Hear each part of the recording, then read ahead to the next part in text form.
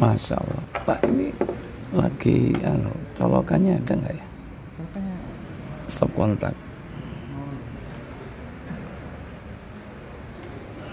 Tes.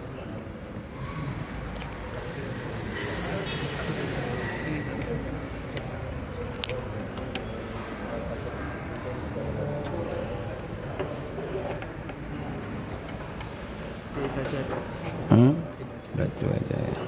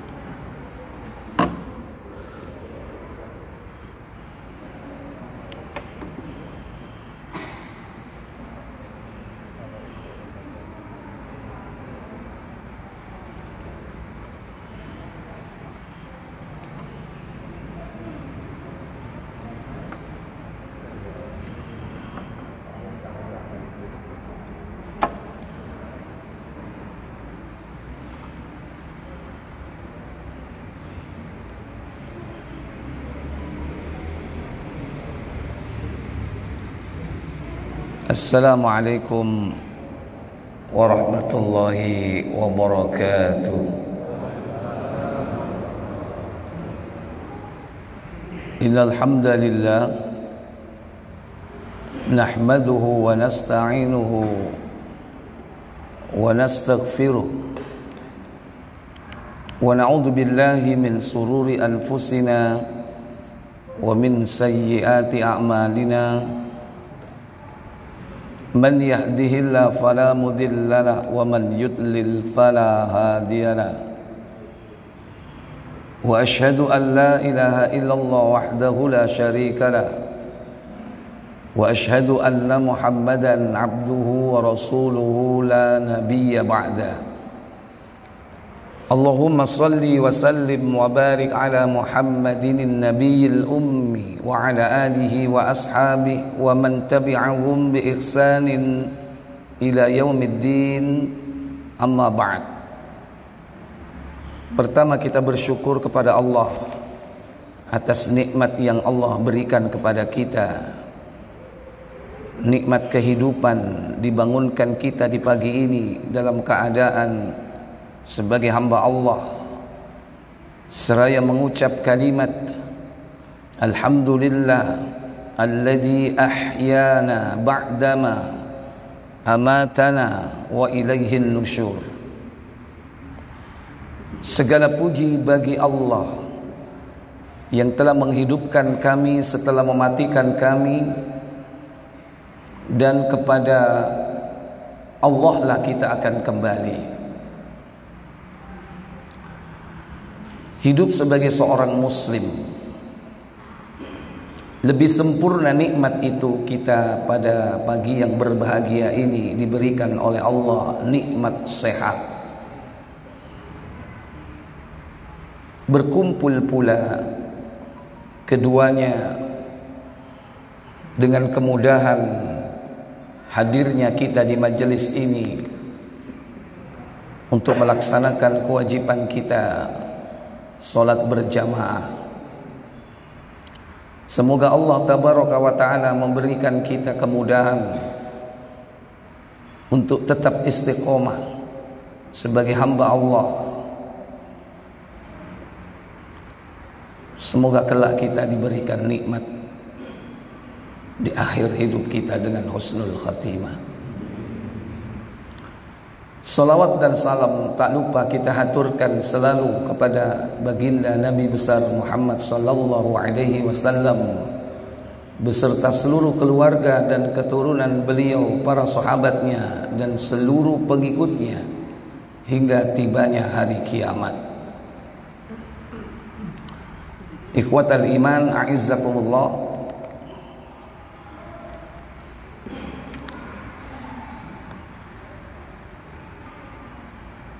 ada dua sifat seorang mukmin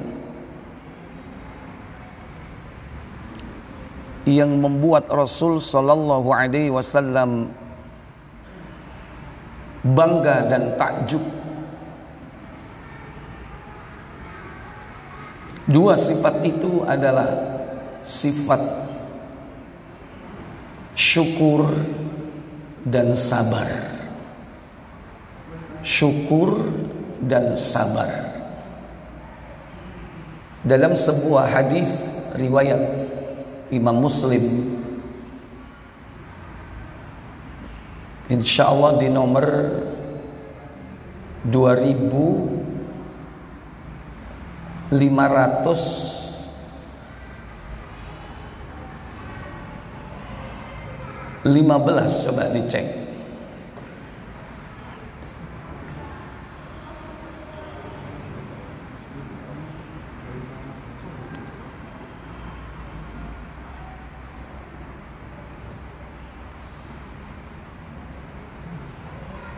Dari Suhaib bagaimana katanya, Rasulullah Shallallahu Alaihi Wasallam sungguh mengagumkan orang-orang mukmin karena pekerjaannya semuanya baik. Yang demikian tidak akan terdapat pada orang lain kecuali hanya pada orang mukmin. Karena apabila dia berhasil atau sukses dia bersyukur, dan apabila dia ditimpa kesulitan dia bersabar. Itulah rahasia kebaikannya. Baik. Nabi sallallahu alaihi wasallam bersabda, diriwayatkan dari sahabat Suhaib radhiyallahu taala anhu, beliau katakan, ajaban li amril mu'min. Kalimat ajaban menunjukkan bahwa beliau heran atau takjub. Takjub kepada siapa? Li amril mu'min, urusan orang mukmin. Kalau manusia hidup, pasti dia diuji oleh Allah dengan berbagai macam urusan. Urusan itu bermuara pada dua keadaan, baik dan buruk. Sebagaimana Allah Jalla wa'ala menguji manusia dengan dua perkara itu. Dalam surah Al-Anbiya 21 ayat 35 Allah katakan, kullu nafsin dha'iqatul maut wa nabluukum bisyarri wal khair fitnah wa ilaina turja'un. Kata Allah Jalla Jalaluhu, setiap yang bernyawa pasti merasakan kematian. Wa nabluukum bisyarri wal khair. Kami akan menguji kalian dengan keburukan dan kebaikan. Fitnah sebagai sebuah cobaan yang sebenarnya. Wa ilaina turja'un, dan kepada kamilah kalian kembali. Betul itu surah Al-Anbiya. Coba dicek. Ayat berapa? Ayat 35.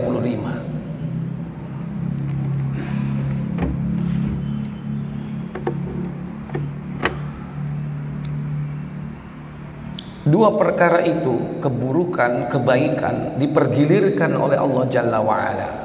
Maka kadang manusia tertawa, kadang dia menangis. Kadang diberikan oleh Allah kesempitan, kadang kelapangan. Tidak ada orang yang hidupnya tiap hari dia tertawa, atau sebaliknya, tidak ada orang yang hidupnya tiap hari menangis karena menderita. Allah pergilirkan.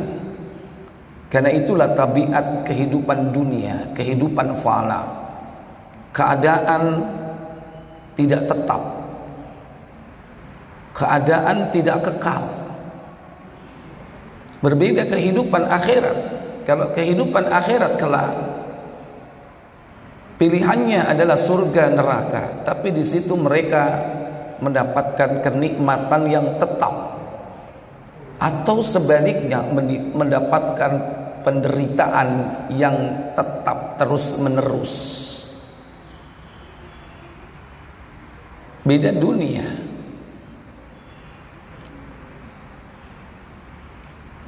Nah, urusan seorang mukmin ini berbeda dengan urusan orang kafir. Karena di situ disebutkan walaysa dzaka li ahadin illa lil mu'min. Hal itu tidak akan pernah dijumpai, tidak akan pernah ada kepada seseorang kecuali hanya ada pada orang-orang mukmin. Ini yang membedakan orang mukmin dengan orang kafir. Orang kafir tidak seperti itu keadaannya.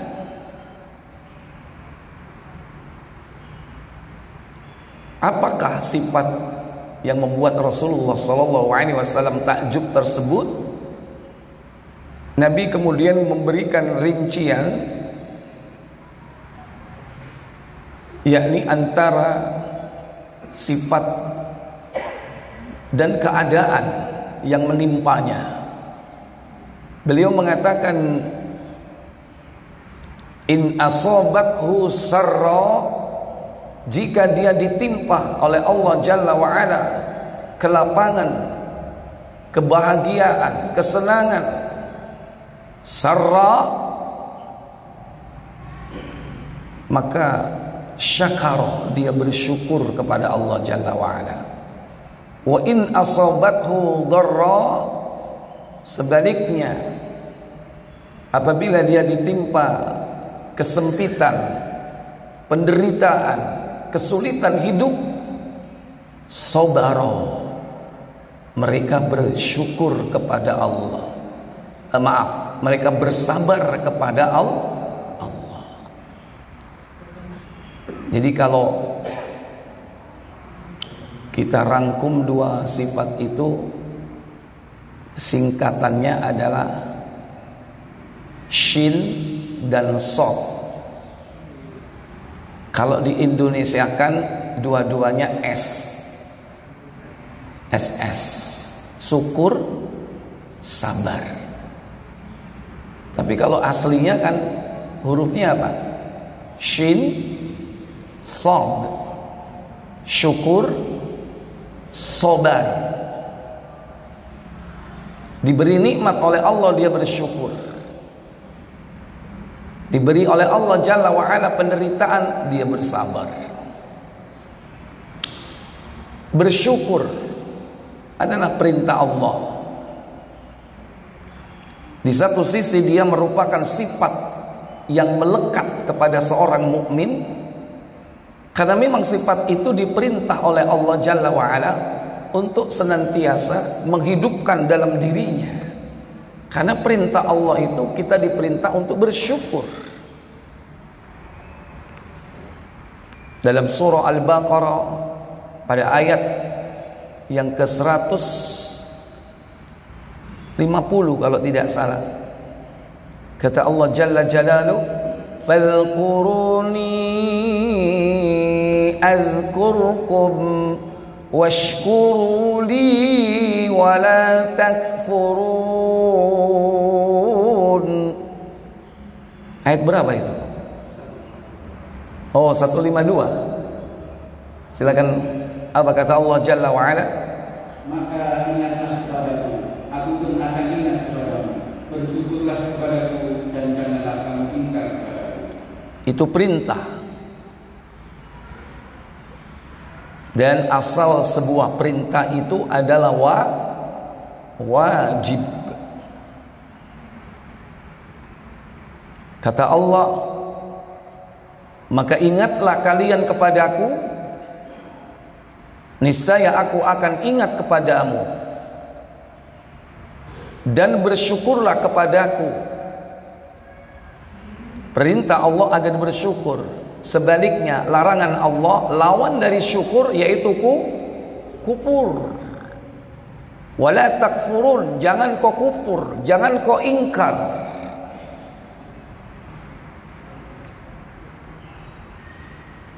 Orang yang bersyukur kepada Allah, Bapak Ibu, saudara-saudara sekalian, dia akan mendapatkan keutamaan. Yang pertama, orang yang bersyukur kepada Allah Jalla wa'ala, dia akan diberikan oleh Allah yakni nikmat yang lebih utama, lebih baik dari apa yang dia syukuri itu. Karena memang syukur itu akan kembali kepada dirinya. Syukur bisa diartikan terima kasih. Biasanya orang kalau setelah diberi sesuatu dia ucapkan rasa syukur. Kalimat yang sering kita ucapkan apa? Syukran. Khususnya berkaitan dengan hubungan kemanusiaan. Tapi seorang muslim yang bersyukur kepada Allah Jalla wa'ala, biasanya lisannya mengucapkan khairud du'a, sebaik-baik doa. Apa ucapannya? Segala puji bagi Allah, alhamdulillah. Ucapan ini akan kembali kepada dirinya. Dan syukur itu bukan hanya dengan lisannya, tapi juga meyakini dalam hatinya bahwa seluruh nikmat itu hanya datang dari Allah. Bukan karena kecerdasan dan kepandaian kita. Dan bersyukur kepada Allah Jalla wa'ala dengan amal perbuatan, yaitu dia memanfaatkan seluruh nikmat-nikmat Allah untuk sebesar-besar dia mengabdi kepada Allah Jalla wa'ala. Dengan lisannya dia mengucap khairud doa, dengan hatinya dia yakin bahwa nikmat hanya datang dari Allah, bahwa Allah telah menulis segala sesuatu itu 50.000 tahun sebelum Allah menciptakan langit dan bumi. Itulah takdir untuk seluruh makhluknya secara azali. Ada ketetapan Allah sebagai rincian dari yang global di Lauhul Mahfuz, yakni takdirul umri, yang ditulis kembali oleh malaikat ketika Allah perintahkan malaikat itu datang kepada janin manusia yang hendak lahir ke bumi ini. Kata Nabi dalam hadis Muslim, thumma yursalu ilaihil malak, kemudian diutus malaikat, fayanfukhu fihi ruh, untuk meniupkan ruh ke dalam janin bayi tersebut, ke dalam janin manusia tersebut, dan ditetapkan 4 ketetapan takdir. Bikat birizkihi, ditetapkan rizkinya, wa ajalihi, ajalnya, batas rizkinya selama dia hidup di dunia. Itulah ajal, kematian.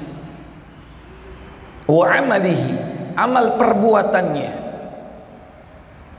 Demikian pula saqiyun am sa'idun, celaka atau bahagia pun ditetapkan oleh Allah Jalla wa'ala. Jadi rizki sudah ditetapkan oleh Allah,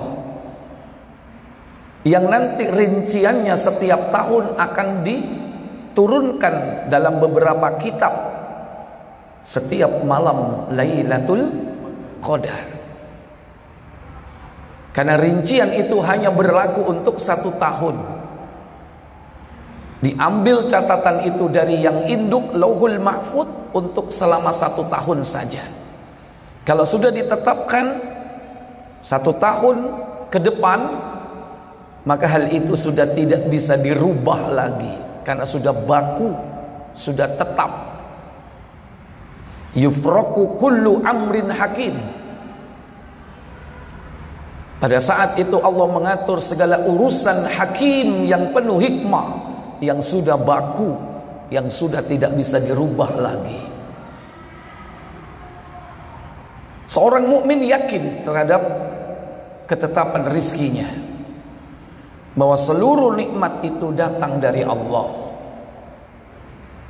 termasuk kesehatan antum ini datang dari Allah. Jangan merasa bahwa kita hari ini selamat dari corona karena kepandaian kita, karena kecerdikan kita, karena bagusnya kita dalam mentaati prokes. La, tidak. Itu semata-mata rizki dari Allah Jalla wa'ala. Berapa banyak orang yang taat prokes, toh akhirnya budal. Bener gak? Ketat banget. Berapa banyak orang abai dari prokes, saya kisih cengar-cengir. Enten nama apa? Ada nggak?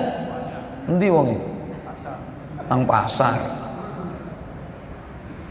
Jadi rezeki dari Allah itu. Yang pernah isoman di rumah sekarang sembuh, jangan bangga, oh saya begini begitu waktu itu karena saya begini begitu. Tidak, Allah yang memberi itu. Allah mudahkan antum melakukan itu semua. Allah tetapkan dan persiapkan seluruh sarananya. Antum punya teman dokter, ada yang datang membawa vitamin, ada yang datang bawa antibiotik. Antum punya duit, ada yang disuruh berangkat, datang tepat waktu. Ada yang mungkin barangkali datang bawa oksigen, ada yang pinjami ventilator. Allah itu semua yang mempersiapkan. Kita nggak ada apa-apanya. Atau kita yang baru keluar dari rumah sakit karena kita diberikan oleh Allah kesehatan. Jangan mengatakan bahwa ini karena ini dan itu. Oh ini karena saya begini, oh itu karena dokternya begini. Tidak. Allah sudah tulis semuanya. Hatta yang sekarang meninggal dunia karena corona, bisa jadi itu karunia bagi dia sebagai pahala syahid. Itu juga rizki.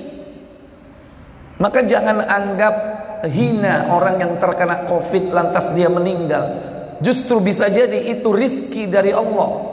Allah bersihkan dosa-dosanya.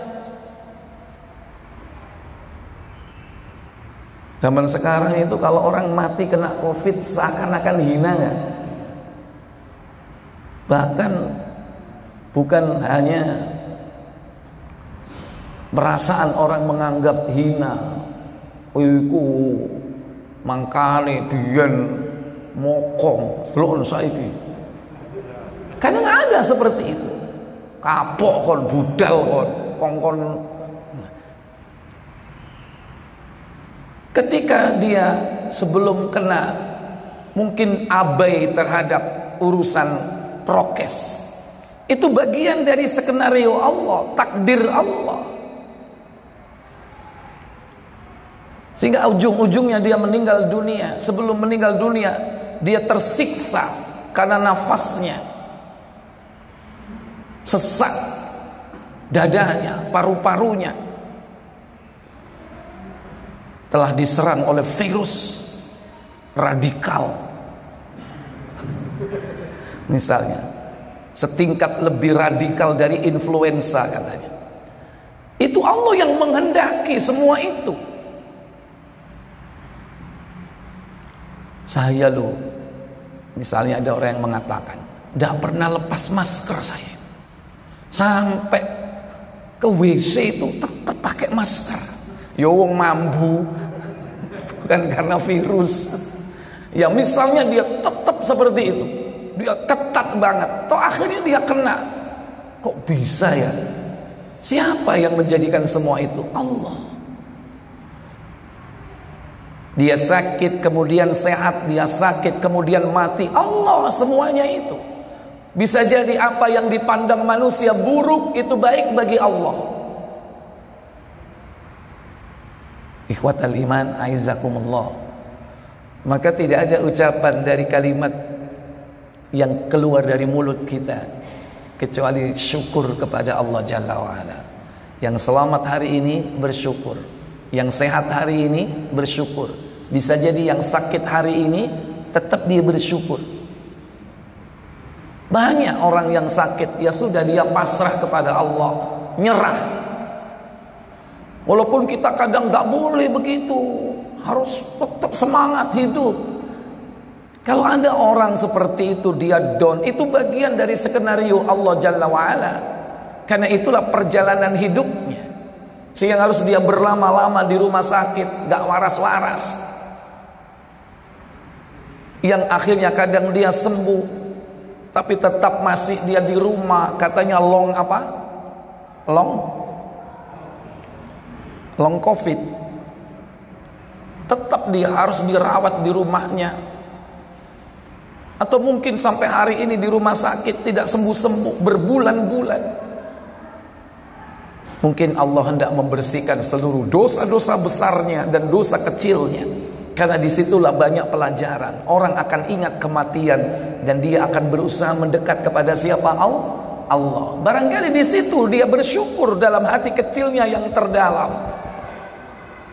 Kalau enggak diberikan oleh Allah peringatan seperti itu, mungkin dia lupa.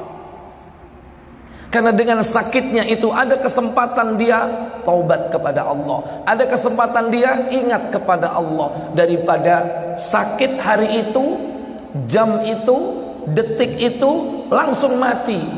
Ya apa ini? Dikai loro dhisik kesempatan apa langsung dadak. Malu gak wani ngomong. Gak kabeh Ustaz.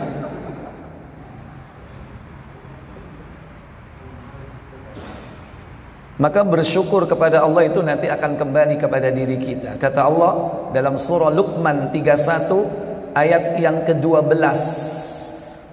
وَلَقَدْ آتَيْنَا لُقْمَانَ الْحِكْمَةَ أَنِ اشْكُرْ لِلَّهِ وَمَنْ يَشْكُرْ فَإِنَّمَا يَشْكُرُ لِنَفْسِهِ وَمَنْ كَفَرَ فَإِنَّ اللَّهَ غَنِيٌّ حَمِيدٌ.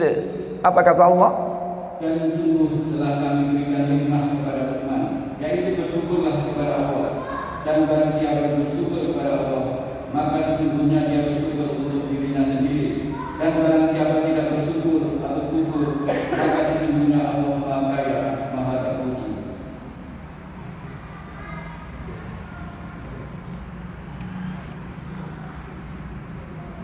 Maka ketika kita diberi nikmat oleh Allah, kita manfaatkan nikmat itu dalam rangka untuk mengabdi kepada Allah. Seluruh al-jawarih, anggota tubuh kita tundukkan kepada Allah. Kepala kita tempelkan ke tanah untuk bersujud kepada Allah.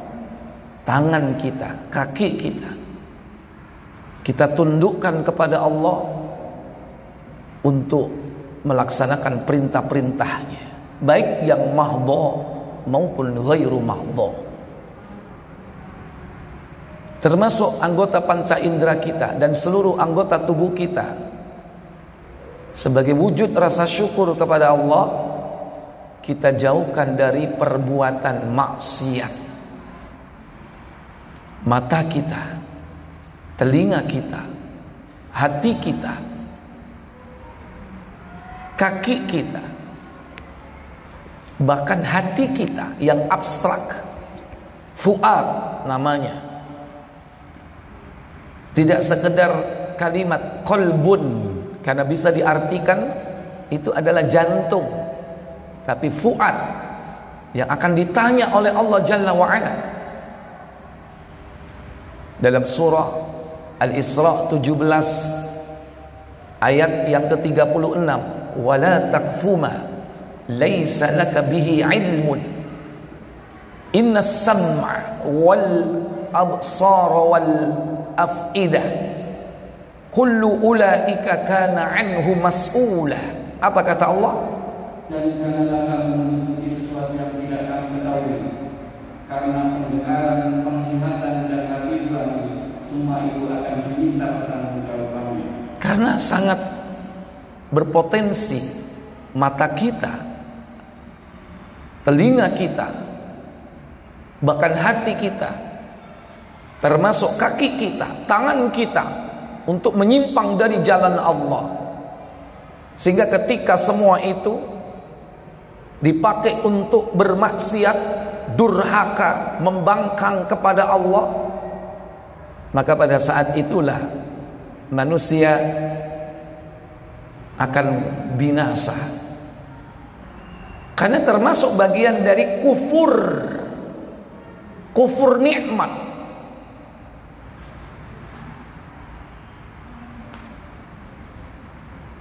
Zina itu termasuk bisa dilakukan oleh mata kita. Kata Nabi, wal ainani tazniyan, dua mata itu berzina. Apa zinanya? Apa kata beliau? Baca Muslim 2282 kalau tidak salah, 2282.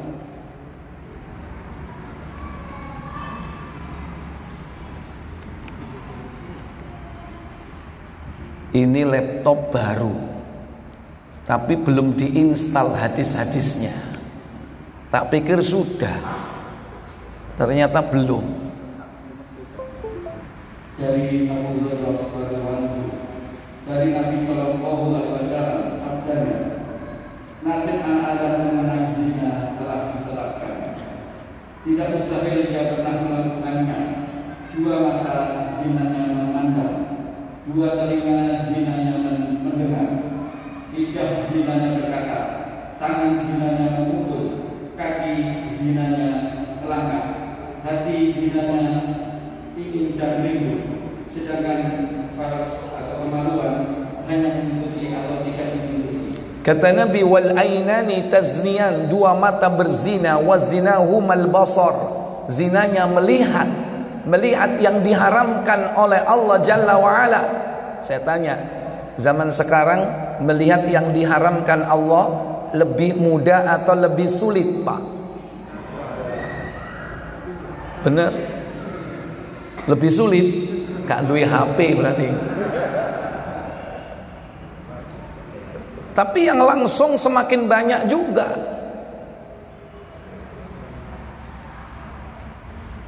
Zaman sekarang wanita-wanita lebih berani berpakaian daripada zaman orang tua kita dulu.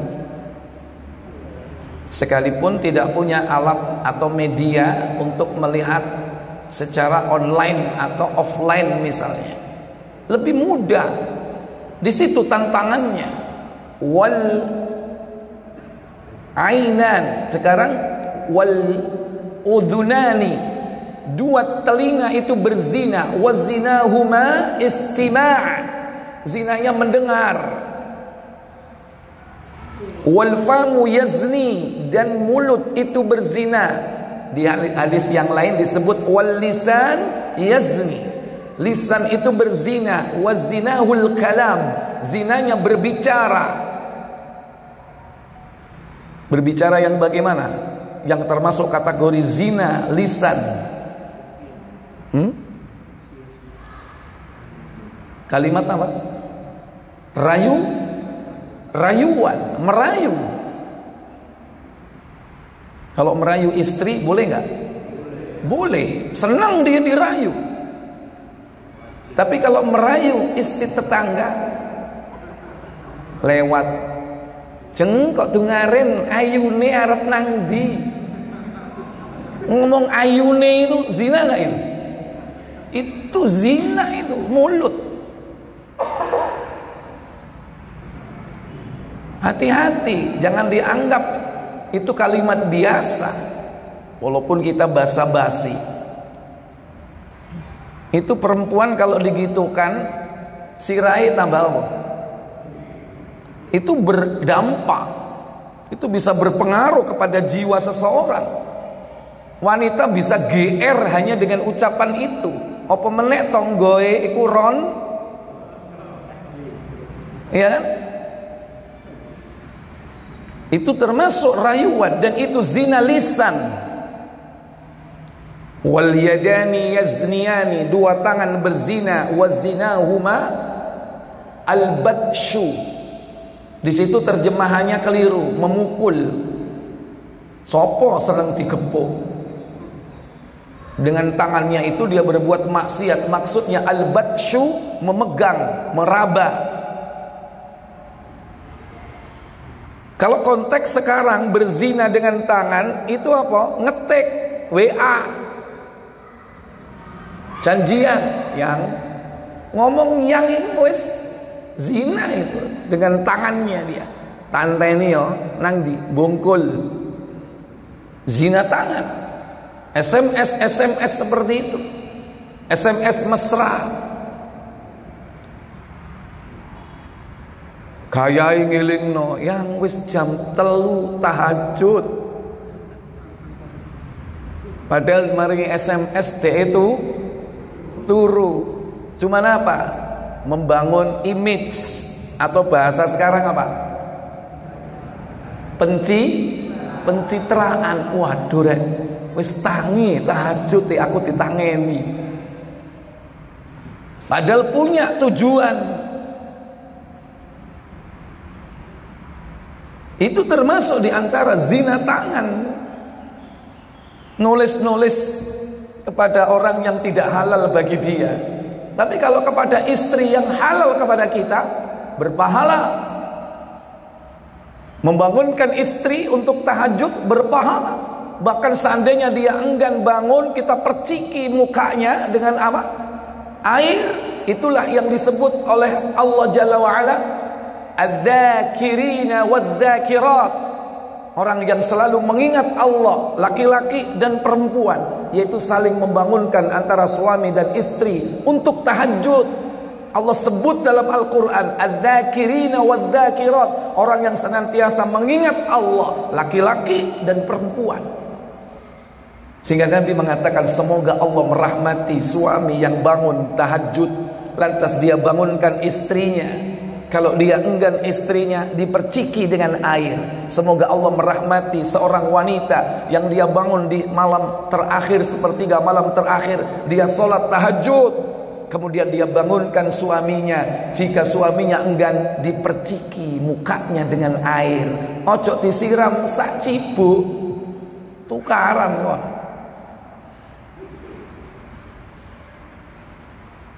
Jadi Bapak Ibu, saudara-saudari sekalian, zina, hati-hati. Memanfaatkan seluruh anggota tubuh kita ini untuk mengabdi kepada Allah. Tidaklah mata kita pakai kecuali untuk melihat yang halal. Apalagi melihat kalamullah, melihat Al-Quran, atau melihat alam ini. Dan kita bersyukur sehingga kita memuji akan kebesaran Allah. Bahkan seandainya mata ini kita pakai untuk menyenangkan nafsu kita, tapi kepada yang halal, itu bisa jadi berpahala. Timbangannya nang diskotik, nang mall, istrinya disuruh pakai bikini, disuruh masuk kamar, disuruh nari-nari, sampean delok. Pahala enggak itu? Pahala enggak? Pahala. Para sahabat datang, orang kaya memborong pahala. Mereka sholat sama dengan sholat kita, mereka puasa kita puasa, mereka juga puasa. Giliran sedekah, saya tidak bisa sedekah, mereka bersedekah. Kata Nabi, bukankah Allah menjadikan segala sesuatu itu sedekah? Setiap takbir itu sedekah, tahmid sedekah, tahlil sedekah, al-amru bil ma'ruf wan nahyu 'anil munkar itu adalah sedekah. Bahkan fi budqi ahadukum sadaqah, kata Nabi, pada kemaluanmu itu terdapat sedekah. Ayati syahwatahu, apakah kita datang kepada istri kita melampiaskan syahwat kita, itu sedekah? Nabi menjawab, bagaimana kalau kau lakukan itu kepada yang haram, pelacur atau siapapun yang tidak halal bagi kalian, bukankah itu dosa? Iya, kata sahabat. Nah, maka apa yang kau lakukan terhadap istrimu itu adalah sedekah. Walaupun kita yang berusaha untuk apa? Melampiaskan nafsu kita, itu sedekah. Wong jima ae lho sedekah. Apa meneh mek sekedar ngono. Tapi tahu dilakoni enggak? Bojone kongkon striptis. Lu sampean timbangane ndelok. Iya kan? Bayar iku nek offline biyen sadurunge corona. Saiki iso enggak ndelok online? Striptis kok Zoom. Oh, tahu melok Zoom ketara. Ya Allah, masa ret zaman saiki Zoom. Sampai ngono digawe Zoom barang ya. Ikhwatal iman. Dua tangan, warijlani yazniyani, dua kaki berzina, wazinahuma yamshi, berjalan ke tempat maksiat itu berzina. Wal qalbu yazni, dan hati itu berzina. Wazinahu apa? Zinanya hati adalah at-tamanni, berharap, berhayal, membayangkan, itu termasuk zina. Jadi kalau kita mengimajinasikan perbuatan maksiat, kita berimajinasi melakukan perbuatan maksiat dengan seorang perempuan, itu termasuk zina.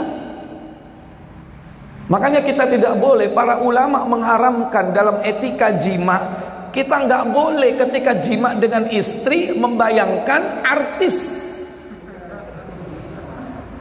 yang cantik, nggak boleh Pak, haram itu. Itu sama dikategorikan zina. Zina apa? Zina hati. Atau bojoe digawe kongkon gawe topeng itu lho, Dik, topengnya artis deh. Nggak boleh. Mending kau suruh dia apa? Berdandan. Ayo paes, berhias, dandan sing ayu. Tapi tidak boleh merubah ciptaan Allah. Suami nggak boleh menyuruh istrinya, Dek, operasi ayo nang Korea, supaya aku cek puas, awakmu tambah ayu. Akhirnya kaget orang sak kampung, biyen ireng dadi putih, biyen pesek dadi mancung, sipit dadi blok. Walaupun itu tujuannya menyenangkan apa? Menyenangkan suami, dan istri pasti juga senang. Haram hukumnya merubah ciptaan Allah, itu ada hukuman tersendiri. Baik. Bersyukur kepada Allah Jalla wa'ala memanfaatkan seluruh tubuh kita untuk mengabdi kepadanya. Gak apa-apa jadi tua Pak, cepet tua tapi dalam rangka beribadah. Ada orang cari nafkah demi keluarganya, agar bisa keluarganya makan dari barang, dari hasil yang halal. Tiap hari dia harus bekerja di bawah paparan matahari. Wong nek nyambut gawe nanggoni sengingi, cepet wong awak. Cepet tua nggak Pak? Kulitnya hitam, keriput, gosong. Mungkin dia lebih tua 10 tahun dari usianya, nggak masalah. Dia tua di jalan Allah, beruban di jalan Allah. Kon lo kok boros? Jane umurmu iku sik 50 koyok wis tetung. Jane umurmu 40 koyok wis swidak. Tapi sebab karena dia bekerja agar keluarganya bisa makan dari hasil yang halal, dia harus peras keringat, banting tulang, kerjanya keras, harus angkat-angkat karung. Atau para nelayan yang pergi ke laut terpapar matahari.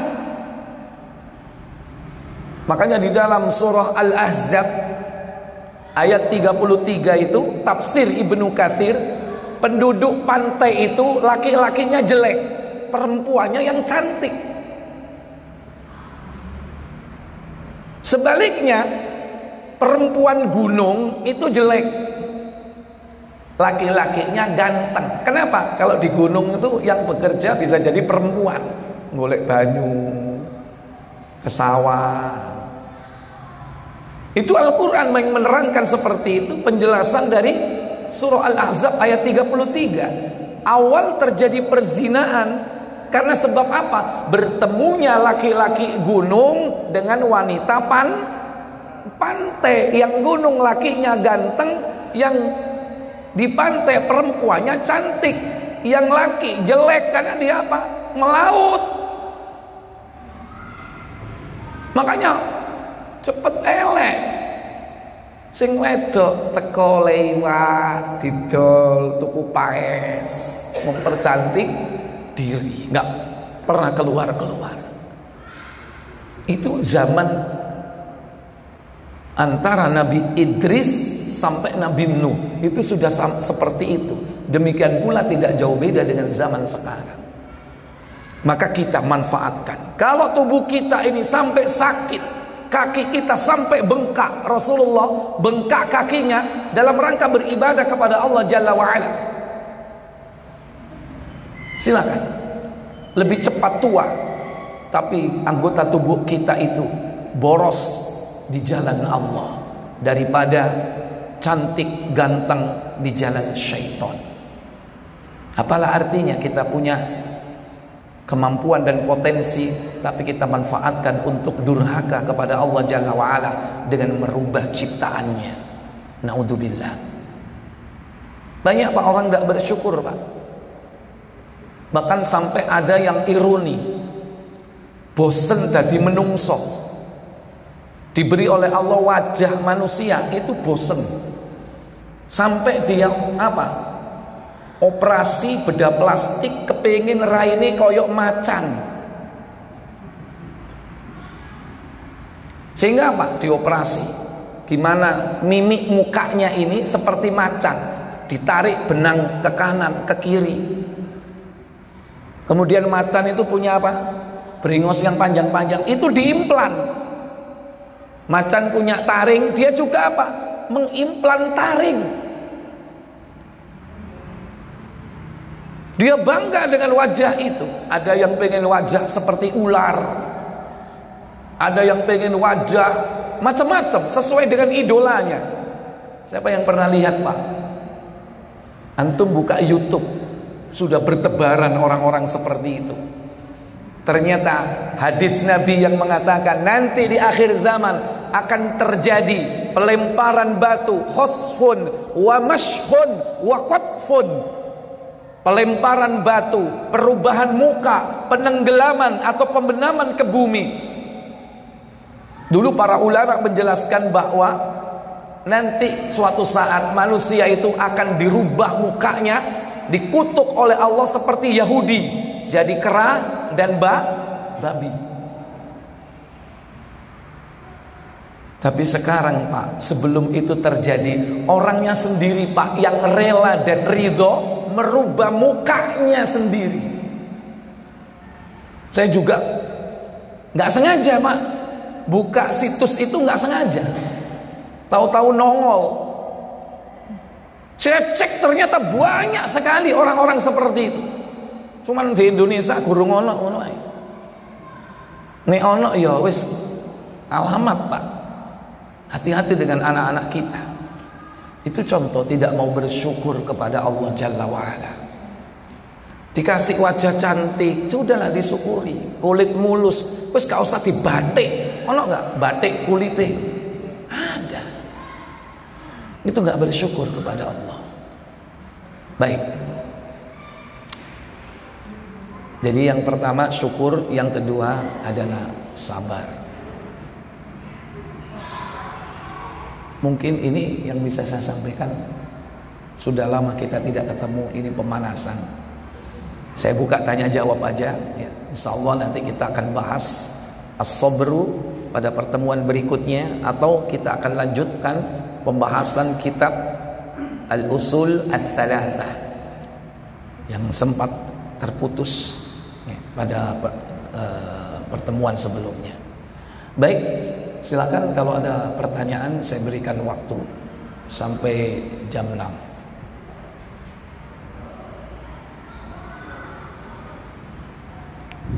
Assalamualaikum warahmatullahi wabarakatuh.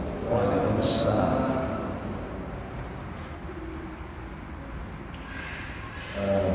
Masalah bersyukur, terima kasih atas pertanyaannya. Syukur di dalam iman. Ada teman saya di kampung, alhamdulillah dan kita lebih. Kampung mana Pak? Alhamdulillah. Oh iya. Dia suka kawin. Suka kawin. Saya pernah ketemu Mas Usman Jawab, aku itu bersyukur, aku itu bersedekah kepada orang lain.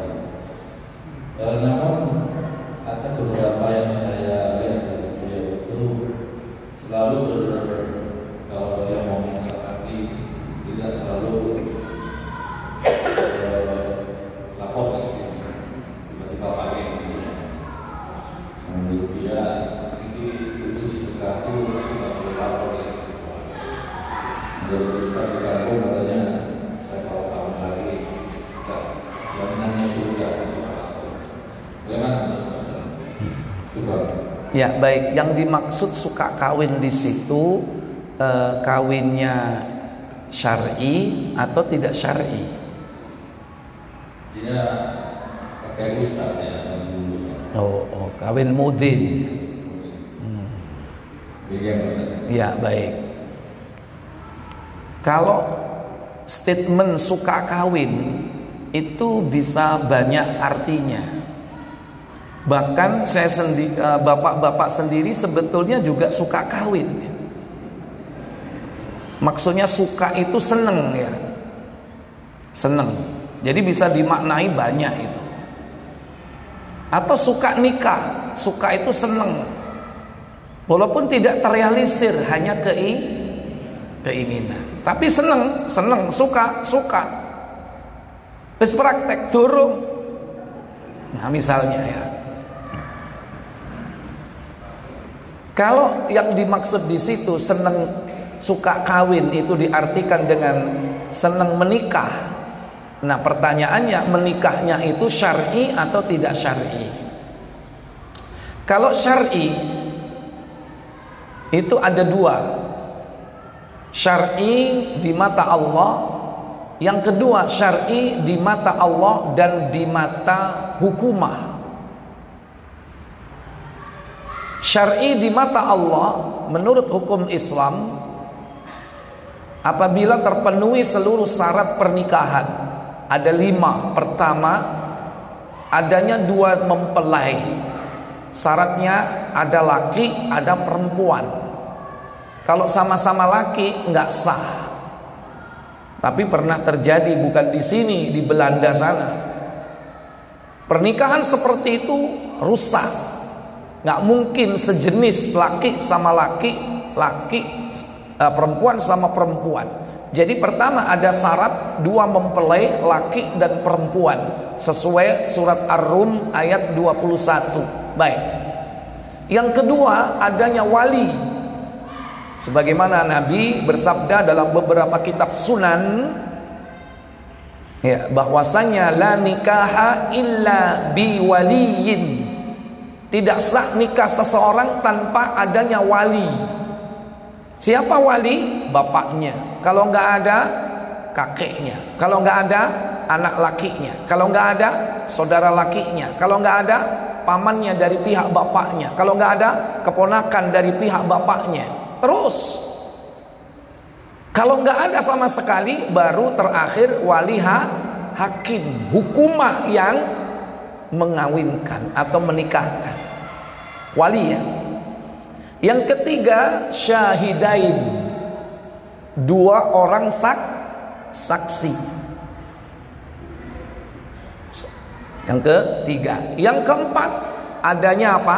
Mahar, mas kawin, baik tunai ataupun hutang dibolehkan. Sepakat enggak masalahnya. Yang kelima adanya ijab qabul, akdun.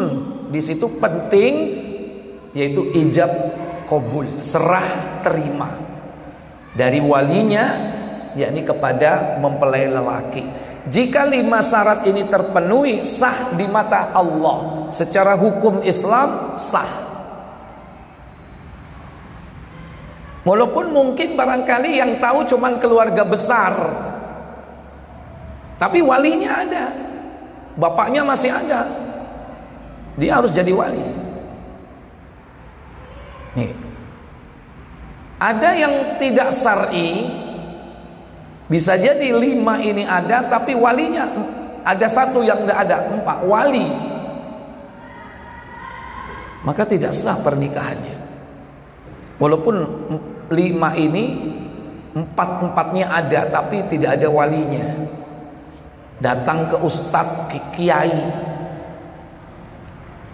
kiainya dipaksa, kiai nikahkan saya ini sudah saling kandung cinta, kalau enggak saya berzina. Enggak boleh. Walinya ada enggak? Ada. Bapaknya ada enggak? Ada. Ayo panggil bapaknya sini, saya hanya menyaksikan. Atau paling tidak walinya mentaukil-walikan, mewakilkan kepada apa? Kiainya. Boleh. Misalnya semuanya lengkap, bapaknya sebagai wali nggak bisa menikahkan, datang ke saya minta supaya apa? Menikahkan. Maka saya akad dengan siapa? Dengan walinya, yaitu dalam hal ini bapaknya. Untuk apa? Taukil wali. Dan kemudian saya yang menikahkannya. Sebetulnya yang menikahkan siapa? Bapaknya, cuman diwakilkan. Boleh. Tapi kalau walinya disingkur, walinya ada tapi tidak diberitahu, datang ke seorang ustadz, kiai, gus, kemudian menikahkan kiai gusnya ini, nggak sah, nggak ada akad kewalian. Kadang diancam, atau awalnya apa? Dibujuk, tolong ayo nikahkan ustadz, ini ada sekedar ya hadiah untuk ustadz. Apa ini? Duit 1 empuk 100 juta. Kira-kira gelem nggak nikah no? Ustadz nek dikai 100 juta kayak ngono. Wow, itu bisa jadi kalau imannya tipis, dia jual agama Allah, bisa-bisa lebih fasih dari biasanya. Angkah duka wazawajtuka mahtubataka. Oh, fasih nemen 100. Itu bujukan, dibujuk maksudnya, rayuan. Ada yang diancam, kalau enggak Ustadz saya mau zina di sini. Aja dibuka wis kene tak nikahno. Ada yang ngancam begitu, Pak. Wis kene timbangane zina kon. Tetap saja enggak boleh. Ya. Jadi itulah yang disebut dengan nikah sirriyun, ya. Yaitu sir itu apa? Rahasia. Makanya ada istilah sirsiran. Orang Jawa bilang sirsiran itu apa? Sirsiran, rahasia-rahasiaan. Itu. Nah, seperti itu sirri, kalau lengkap semua syaratnya sah. Jadi lihat proses dan syarat-syaratnya terpenuhi enggak? Ini. Dan dia boleh menikah seperti itu maksimal sebagai seorang muslim sampai berapa? 4. Cuman kebiasaan atau karakter orang yang tidak diperbolehkan itu apa? Setelah nikah gak cocok, pegat, golek maneh. Mungkin ya sugih atau ganteng. Nanti setelah nikah dari itu dicerai lagi, nyari lagi. Itu mungkin yang dimaksud suka kawin tadi itu. Ya. Kalau sering nikah dan itu sesuai dengan syariat dan memang itu terkondisikan dan yang dinikahi itu seneng dan calon-calon yang mau dinikahi juga antri, boleh Pak. Seperti siapa? Cucu Rasulullah, Hasan bin Ali bin Abi Thalib. Itu orang yang paling banyak istrinya Pak. Dalam kitab Al-Bidayah wan Nihayah, di situ pada fase kepemimpinan Hasan setelah Ali bin Abi Thalib syahidnya, kan terjadi fitnah. Kepemimpinan saat itu jatuh ke tangan cucu Rasulullah Hasan. Tapi beliau hanya memerintah cuma 6 bulan. Setelah itu diserahkan ke kepemimpinan kepada Muawiyah bin Abi Sufyan. Nah, di dalam kitab itu diterangkan ciri-ciri Hasan itu Pak, bedanya dengan Husain. Kalau Hasan itu mirip Rasulullah mulai pusar sampai kepala. Kalau Husain mulai pusar sampai kaki. Berarti Hasan ini kemungkinan ganteng. Sehingga apa? Diterangkan dalam kitab itu, istri Hasan itu selalu 4. Selalu 4. Dan yang antri banyak. Sehingga ketika istri-istri Hasan ini dikumpulkan, ditanya, siapa di antara kalian yang ridho menikah dengan saya dan senang bahagia dengan saya? Kalau ada istrinya yang mengatakan senang, ridho, bahagia, dicerai. Untuk apa? Memberi kesempatan yang lain. Kenapa? Karena yang lain ini bukan wanitanya yang pengen, tapi bapaknya. Karena di dalam Islam itu seorang bapak lebih berhak menentukan siapa calon suaminya, khususnya bagi wanita yang masih perawan. Jadi para gadis-gadis perawan ini, bapaknya itu datang kepada Hasan menawarkan anaknya. Wah, permintaan keras Pak. Yuk, berlaku hukum apa ya? Hukum ekonomi. Dan kita bisa milih itu, kalau itu terjadi kepada kita ya. Tapi Hasan itu Masya Allah, para bapak-bapak yang punya anak gadis itu datang menawarkan anak gadisnya. Kenapa? Karena mereka berharap punya kekerabatan dengan Rasulullah. Itu keinginannya. Kalau Hasan punya anak dengan wanita itu, berarti dia apanya Rasul? Kok cucu? Hasan itu sudah cucu, berarti cicit. Sapa sing gak gelem duwe cicit yang itu punya terah dengan Rasulullah dari cucu beliau, dari putri beliau Fatimah. Antri Pak. Ada yang istrinya sudah senang bahagia, cerai, masuk lagi satu. Tanya lagi, ada yang bahagia. Tentu setelah dicerai dicukupi kebutuhannya ya. Masa iddah berlaku, kemudian masih diberikan ya kecukupan. Dan bangga, apalagi dia punya anak, sudah tercapai tujuannya.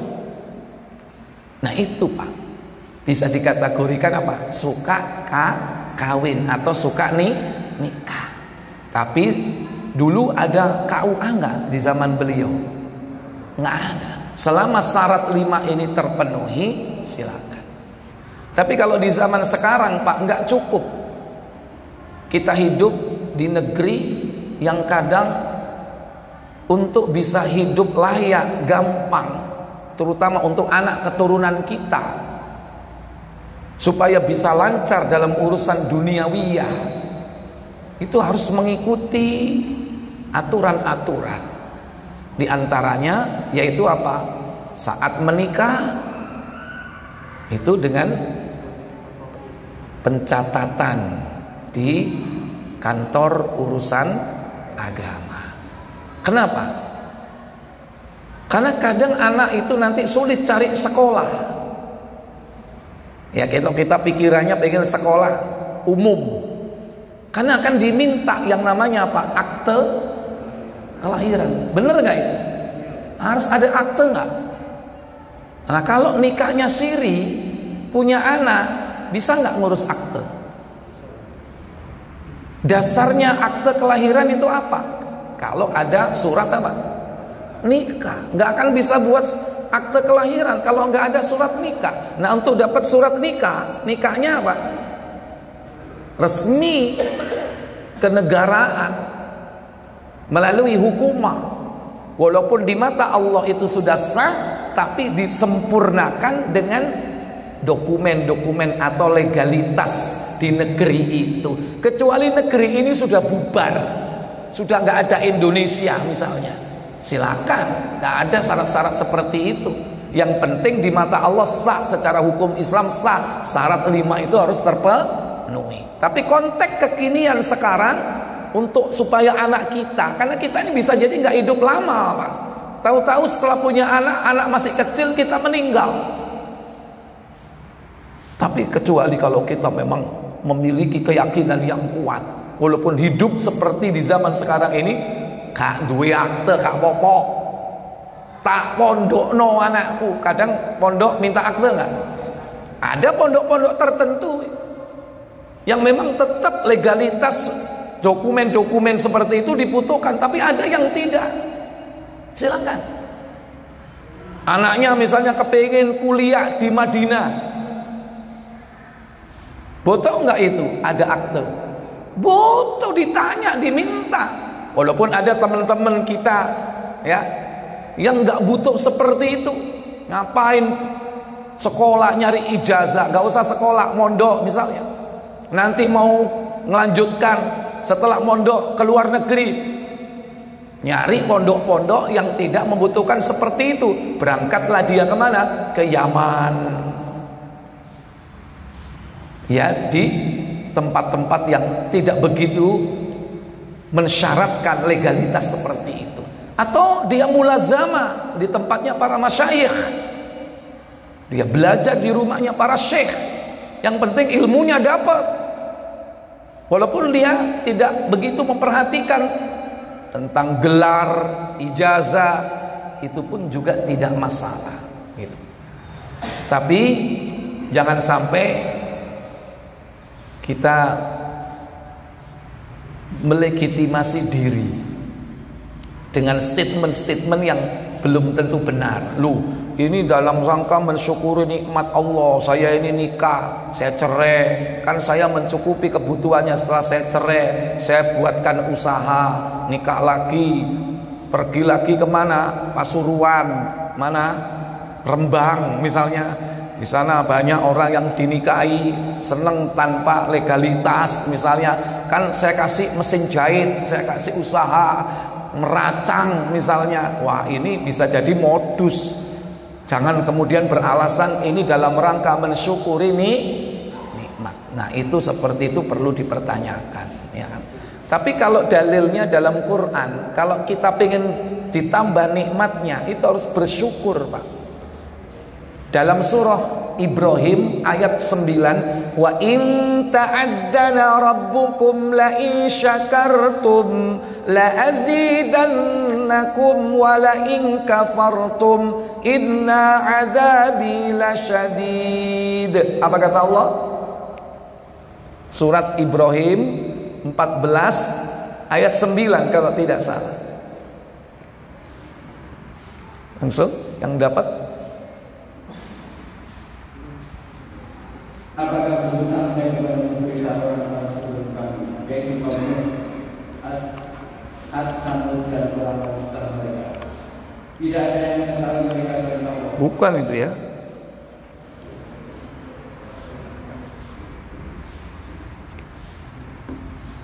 Surah 14 ayat 7 bukan 9. Dan sesungguhnya, dan ingatlah dalam memaklumkan, sesungguhnya jika kamu bersyukur, niscaya aku akan menambah nikmat kepadamu. Tetapi jika kamu mengingkari nikmatku, maka pasti azabku sangat berat. iya, itu rumusnya, Pak. Makanya kita punya nikmat itu disyukuri supaya ditambah. Ilmu, bagaimana mensyukuri ilmu supaya ilmu itu ditambah oleh Allah? Caranya diamalkan. Sehingga apa? Sehingga ditambah oleh Allah ilmu itu. Orang kalau mengamalkan ilmu akan ditambah ilmunya. Harta, bagaimana caranya supaya harta itu ditambah oleh Allah? Perintah Allah terhadap harta diapakan? Diinfakkan di jalan Allah akan ditambah. Gitu. Istri, bagaimana supaya nikmat istri ini ditambah oleh Allah? Loh, gurung-gurung wis mulai suudzon dhisik. Ditambah di sini, Pak, dalam urusan istri itu ada dua. Ditambah kuantitasnya atau ditambah kualitasnya. Kalau kuantitas dari 1 jadi 2, 2 jadi 3, 3 jadi 4, mentok sudah. Itu ditambah kuantitas. Tapi ada ditambah kualitas. Apa? Istrinya semakin baik, semakin hari semakin baik, semakin soleha. Biyen kayak sok ngaji, saiki sok ngaji. Biyen ngamuan, saiki tambah ngamuan. Itu berarti nggak ditambah nikmatnya. Dulu ngamuan, sekarang sabar. Itu. Dulu ngomelan, saiki. Kenapa kok bisa tambah cerewet? Biyen ngamuan, saiki tambah cerewet. Karena nggak disyukuri. Bagaimana cara mensyukuri istri supaya ditambah, di-upgrade kualitasnya? Kita didik, kita nasihati. Ojo mek dikei panganan to, dicukupi kebutuhan fisiknya. Ya. Tapi tidak pernah diberi nasihat yang baik. Tidak diarahkan hidupnya, tidak dididik sesuai apa? Etika dan adab Islam. Akhirnya begitu. Ada seorang istri, Pak, dari awal menikah sampai dia punya anak 5, wis tuwa, gurung iso maca Quran. Berarti ditambah enggak nikmatnya itu? Enggak. Kenapa? Karena dulu tidak memperhatikan urusan agama. Dijarno bojoe, tidak terbina dengan agama. Sementara yang lainnya dia nggak malu-malu walaupun punya anak bayi, datang ke masjid belajar apa? Baca Al-Quran, Iqra. Sementara dia gengsi, oh saya ini sudah gede masa ini. Suaminya juga mendukung, wis gak usah ngisin-ngisin ibu sampean kumpul sampai arek-arek cilik. Akhirnya getun, menyesal dia ketika sudah tua. Nah itu contoh tidak mensyukuri nikmat istri. Istri diberikan kebebasan waktu untuk apa? Menuntut ilmu. Ojo nek arisan to difasilitasi mobil ono, duwe ono, ndang budal. Suatu saat bisa jadi itu yang akan menghancurkan kebahagiaan kita. Apa menek setelah itu ikut sosialita istrinya, pergaulannya salah, hancur kebahagiaan rumah tangga kita. Kenapa? Tidak bersyukur kepada Allah.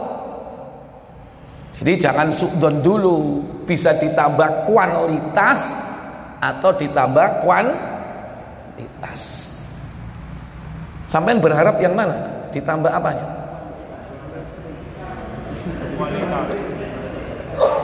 Yang wajib itu harus kualitasnya harus ditambah. Sekarang pertanyaannya, selama ini istri kita ini sudah ditambah nggak kualitasnya? Pertama dulu menikah nggak jilbaban, ya kan?